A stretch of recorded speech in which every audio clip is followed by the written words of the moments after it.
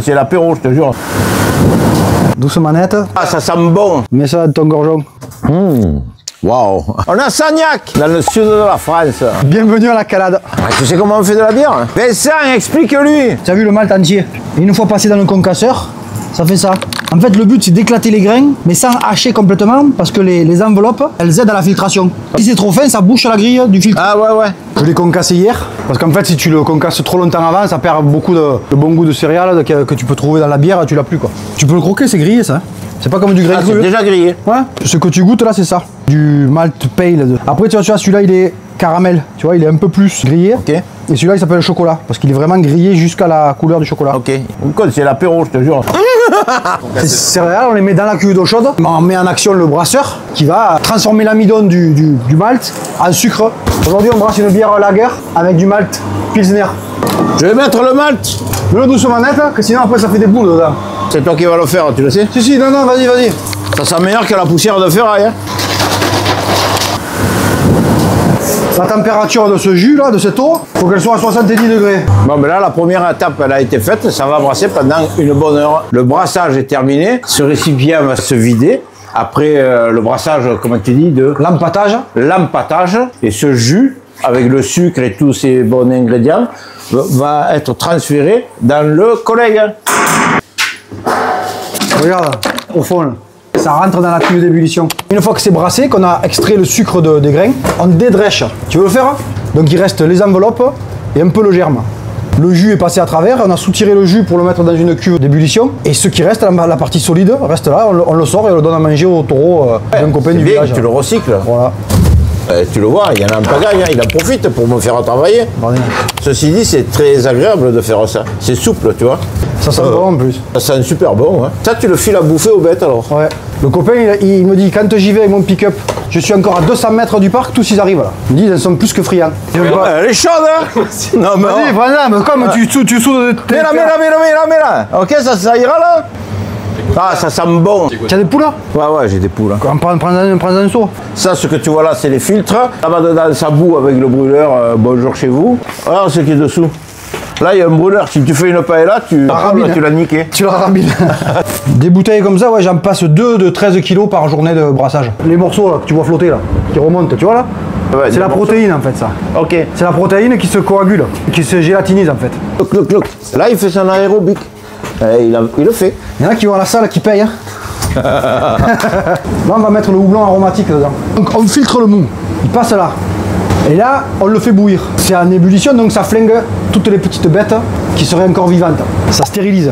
Deuxième chose, ça fait une cassure protéinique. Et en fait, ça sert à faire la tenue de mousse. L'ébullition fait que les protéines du malt vont se gélatiniser, se coaguler.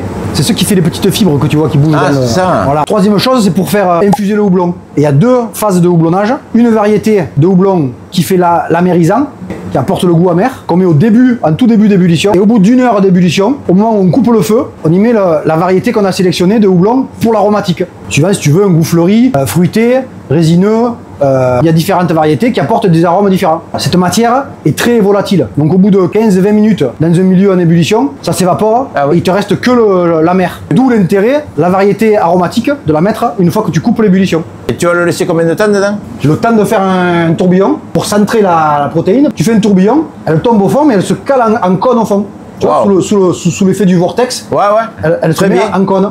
Du coup, tout l'extérieur de la cuve est safe, tu vois, de protéines. Du coup, tu peux soutirer que du jus clair. Et la protéine elle reste dedans. Ok. Le trub, ça s'appelle. Regarde.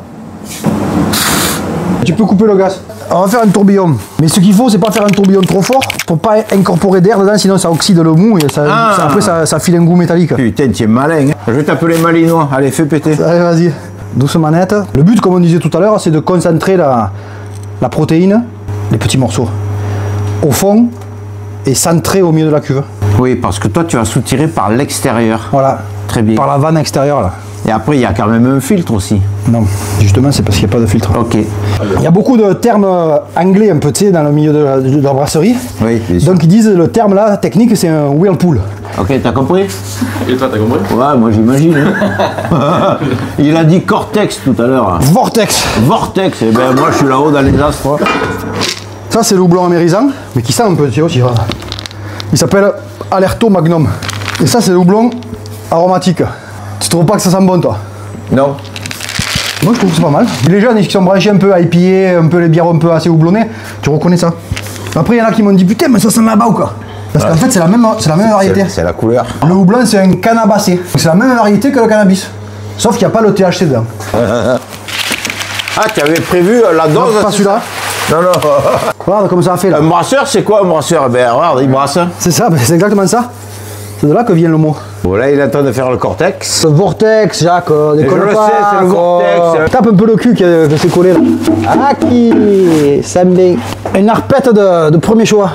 Pardine. Maintenant, pendant que ça fait ça là, il faut qu'on mette en place tout le système de refroidissement. Regarde, ça, c'est un tank à lait. T'as vu l'eau comme elle est froide dedans? Tu as touché?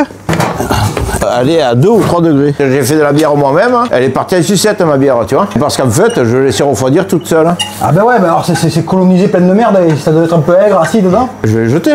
Ah ouais, ben ouais. Donc le but c'est de se bouger et de le refroidir avant qu'il balargue trop de... Combien de temps maximum pour toi? Un quart d'heure, maximum, 10 minutes, un quart d'heure. Hein. T'as rien oublié? Allez. Regarde, c'est en train de se vider.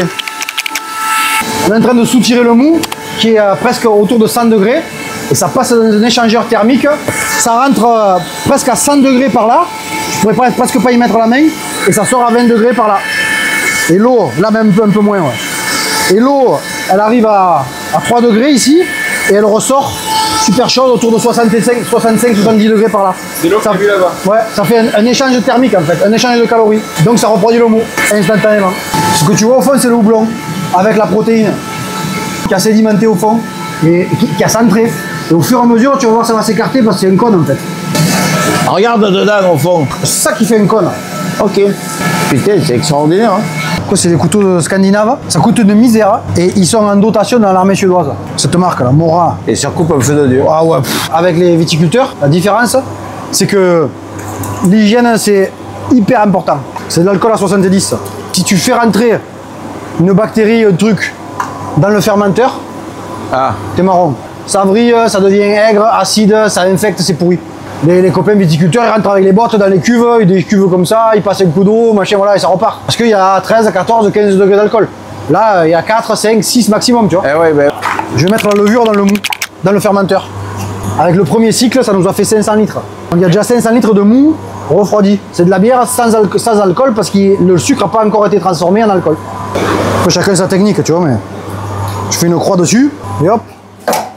Le plus compliqué, c'est quand même d'arriver à faire une bière bonne, mais surtout de refaire la même, tu vois. Tu te manges sur 2 degrés à l'empâtage, c'est la même eau, c'est les mêmes ingrédients, c'est les mêmes tout, c'est pas la même bière. Ça va fermenter pendant une grosse semaine. Une fois que la fermentation primaire est finie, tout le sucre a été transformé en alcool. De là, on soutire la levure, on passe la cuve en froid. Ça s'appelle la phase d'affinage. En fait, c'est vraiment important pour avoir des bières élégantes et fines, d'avoir cette phase d'affinage à froid pendant 3 semaines. Et ensuite, on embouteille. On fait un petit sirop, entre 3 et 5 grammes de sucre par litre. On rajoute ça dans la cuve et on embouteille. Les levures, comme elles sont toujours vivantes, elles vont reconsommer 100% de ce sucre qui a été rajouté dans ce sirop. Et du coup, transformer ça en CO2 et un petit peu en alcool. C'est ce CO2 produit, comme il n'y a pas de possibilité que ce CO2 sorte dans la bouteille ou dans le fût, il se dissout dans la bière. Et c'est ça qui fait l'effervescence.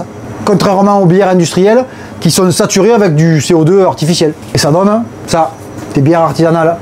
Et d'ailleurs, si tu t'approches un peu, tu vois certaines, on voit la levure au fond. Et du coup, une fois qu'elle a fini de travailler, qu'elle a fini de bouffer tous les sucres, elle sédimente et elle tombe au fond de la bouteille. C'est pour ça qu'on dit qu'il y a marqué sur mes bouteilles, il y a marqué bière vivante. Allez, on va se la goûter. Allez, fais péter. Il sait faire le service, hein. Regarde, pas pasteurisé, pas filtré, sans additif, rien. Putain. Mets ça dans ton gorgeon. Que le cul te pèle au soleil sur un bateau. On change de pays avec toi. Waouh. Attends un peu. Attends, allez, va. C'est ça, progresser. Eh ben merci Daniel. Hein. C'est une inspiration, Daniel. On va reproduire. Oh, c'est un flot caramel. Le meilleur du monde, celui-là. C'est l'ambré, IPA. IPA, ils disent les... Oh, on voit qu'elle est quand même plus foncée que l'autre. Tu sais que lui, il a un pub en Irlande avec sa femme. Attends, c'est énorme, attends. Ah, tu vois, il fait aussi du whisky, quoi. On reviendra pour en parler. Je te mets leur Instagram dans la description, d'accord? Bismillah. Allez, ça va. Allez, venez les voir. Alors, ils se vendent quand même de la bière ici, à Dof, je te jure. Désolé pour les autres. Hein.